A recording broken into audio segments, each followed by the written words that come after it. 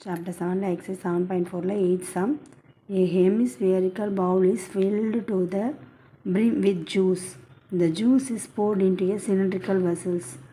Hemispherical bowl is cylindrical vessel ஊத்துறாங்க whose radius is 50% more than its height.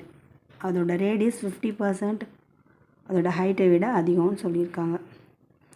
If the diameter is same for both the bowls and the cylinder, both சிலிண்டருக்கும் பவுலுக்கும் same diameter சொல்லியிருக்காங்க. Find the percentage of juice that can be transfer from the bowl into the cylinder vessel. எவ்வளோ juice transfer பண்ண முடியும் பவுல்லேருந்து சிலிண்டர்கள் வெசலுக்கு அப்படின்னு கேட்டிருக்காங்க. Hemisphere formula D = D. ஆருக்கு நமக்கு 6 தான், சிலிண்டருக்கு D = D, diameter D. So ரேடியஸ்னால் D/2.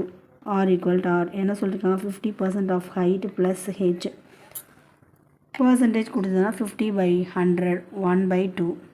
h/2 plus H. R = 3h/2. LCM எடுத்து கண்டுபிடிச்சா 3h/2 வரும். இந்த R இந்த சைடு வந்துச்சிங்கன்னா இந்த 2 இந்த சைடு போயிடுச்சுன்னா 2R ஆகிடும். 3 கீழே வந்துடும். ஹெச் மட்டும் நம்ம ஹைட் தான் கண்டுபிடிக்க போகிறோம். So R/3.